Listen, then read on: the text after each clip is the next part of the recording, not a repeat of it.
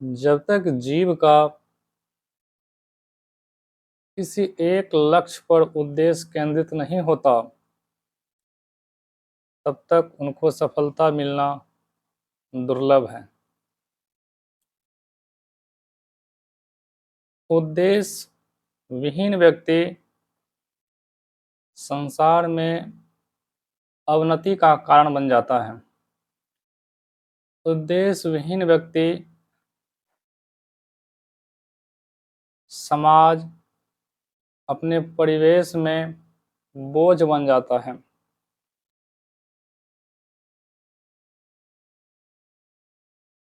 जिस प्रकार मधुमक्खी के छत्ते में अगर कोई छोटा सा टुकड़ा से ठोकर लग जाए तो मक्खी जिस प्रकार अत्र तत्र भागने लगते हैं और उनका ध्यान जो है विचलित हो जाता है अपने रसास्वादन से,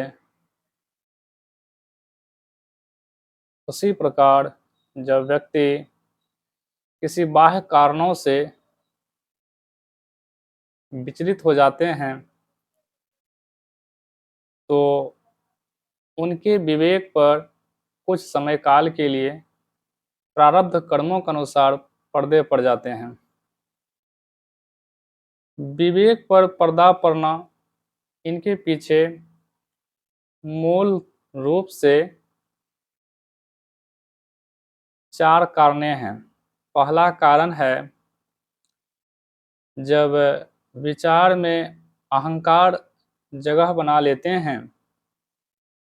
दूसरा कारण है जब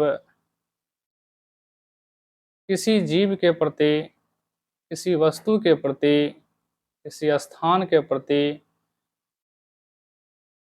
या सभी सम्मिलित रूप से जड़ प्रकृति के प्रति ममता की भावना आ जाती है तो जीव के विवेक पर पर्दा पड़ जाता है और वह दूरगामी मार्गों को कभी कभार अपना लेते हैं।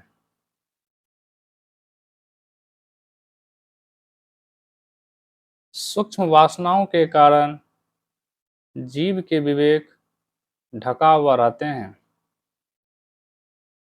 सूक्ष्म वासनाओं के कारण जीव पूर्ण रूप से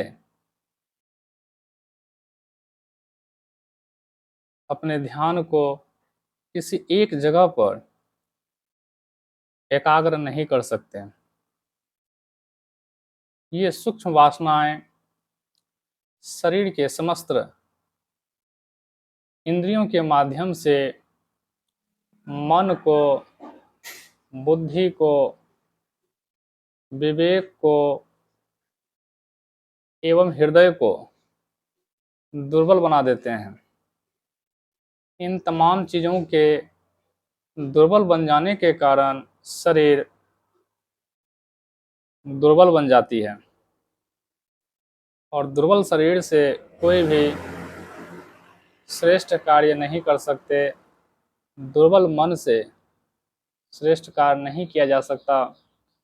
दुर्बल बुद्धि से सही पथ नहीं प्राप्त कर सकते। मधुमक्खी अपने चित्त को स्थिर कर किसी निश्चित स्थान पर पुनः जा करके अपना उचित घर बनाते हैं और निर्धारित समयानुसार पुनः रसास्वादन के लिए जो है उन्मुख हो जाते हैं। जीव का असफल होना, सफल होना, ये मिथ्या है। जीव सफलता और असफलता अपने शरीर सुखों को जोड़ करके करते हैं। अगर शरीर सुख को हटा दिया जाए तो जीव ना असफल होता है ना सफल होता है। दोनों स्थिति में वह समता की भावना प्राप्त किए होते हैं, जो सर्वश्रेष्ठ सफलता है। शरीर अपने भोग रस के कारण सफलता और असफलता की कसौटियां निर्धारित करती है।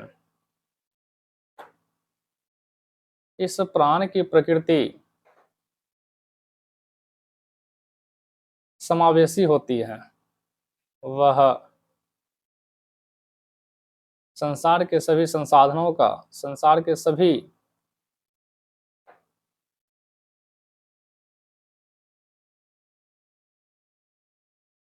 वस्तुओं का इस प्रकृति का समझकर प्रकृति को ही समर्पित कर देते हैं। इससे राग की स्थिति पैदा नहीं होती, क्योंकि राग की स्थिति पैदा होने से द्वंद्व भाव की प्राप्ति हो जाती है और व्यक्ति के विवेक, मन, बुद्धि में अगर द्वंद्वता की भाव प्रकट होती है तो वह अपने मार्ग से विचलित हो बैठते हैं। जिस प्रकार दो नावों पर पैर रख कर हम यात्रा नहीं कर सकते, उसी प्रकार दो विचारों पर पैर रख कर हम जीवन नैया को पार नहीं लगा सकते हैं। अपनी द्वंद्वता के भाव को हटाने के लिए शरीर के भोग रस से उपराम की भावना स्थापित करनी होगी, ताकि चेतन की अवस्था प्राप्त हो सके। जड़ता की वजह से जीव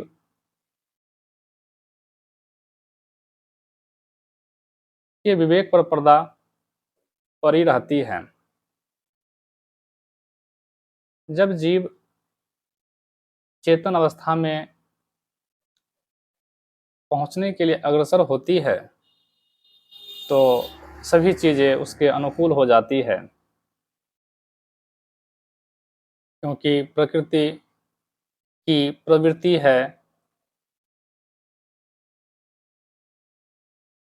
कि जो भी व्यक्ति इस प्रकृति के संसाधनों का उपयोग प्रकृति के सेवा के लिए करते हैं, तो इस प्रकृति की प्रवृत्ति उस व्यक्ति के उत्थान के लिए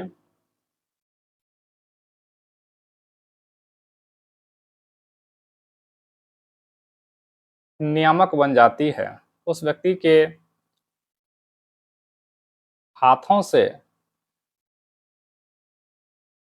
पुण्य कार्य होना जो है सुनिश्चित हो जाते हैं। यहीं से जीव का उत्थान होता है। जीवन में सफल होना सबसे बड़ी बात है कि जीव के हृदय में सेवा भाव, प्रेम की भाव स्थापित हो। अगर किसी भी जीव के अंदर करुणा की भाव नहीं है, क्षमा कर देने की भावना नहीं है, क्षमा मांगने की प्रवृत्ति नहीं है, वह व्यक्ति संसार में असफल घोषित है।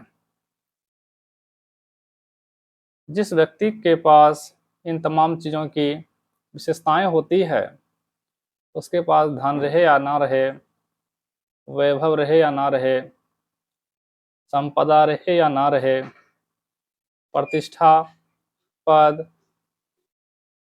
रहित होते हुए भी वह इस प्रकृति के लिए सफल है। और इन तमाम चीज़ों को स्थापित करने के लिए जीव को अपने इंद्रियों को वश में करने की आवश्यकता होगी, क्योंकि इंद्रियों के विचलन से मन का विचलन होता है, बुद्धि का विचलन होता है और विचलित मन विचलित बुद्धि से किसी भी आयाम तक नहीं पहुंचा जा सकता।